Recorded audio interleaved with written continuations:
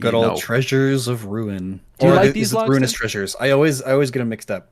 Treasures of Ruin, I think, is Yeah. the official. They're really cool. They're grown on me. I don't really care for Wu Chen that much, but I like them a lot. Yeah, I mean- They're really distinct. So- Yeah. I actually just finished a script about these 4. Oh, great. Oh, Ooh, Spicy. I'm Can you give us excited. any? Yeah. So, like, what are your take? a little teaser. Their treasures are all linked to, the trade between Portugal and China. Yeah. Portugal is importing all kinds of stuff for a couple centuries, and that's why they're in Paldea. But then the actual form that they take is based somewhat on the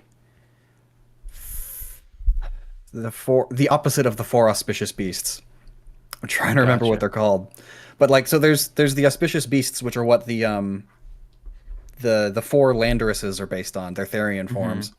Yeah. And then they all have their negative opposites that are all bad things, like selfishness and gluttony and just not caring about people, like the absence of love, things like that.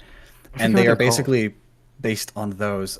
I'll pull up my script again because I'm drawing blanks.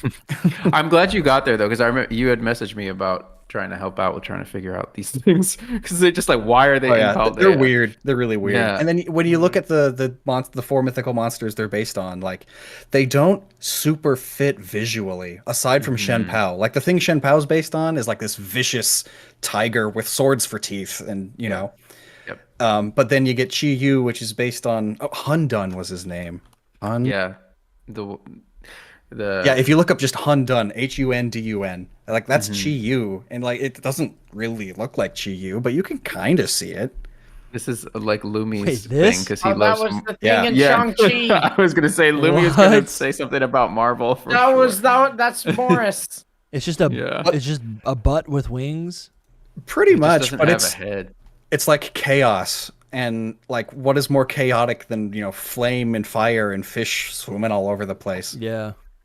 That's wild. But and then the other, Wo Shen is based on another thing that's like a boar mixed with a tiger, and that's not a snail at all. But then you look at it and it's like, oh well, the boar tiger is a scribe that writes down everything the kings say, and that's literally what Wo Shen does also. Yeah. Yeah. And then Ting Lu is based on this big beast that is made of metal and is often inscribed on metal cauldrons. So Ting Lu, really, they just took the Chinese beast and plopped it on the head of the deer. Yeah. But There's a lot of mixing. but they're things. at their core, they're all negative traits in Chinese folk religion, So cool. and that's why they're all dark.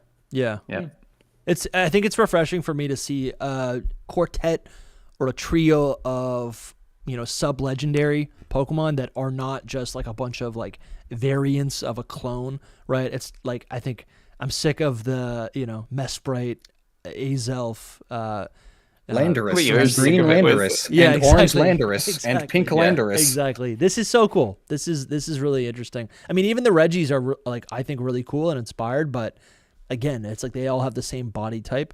But I like how this quartet are tied by not their silhouettes, but actually by their lore themselves. And then they all have such unique typing as well.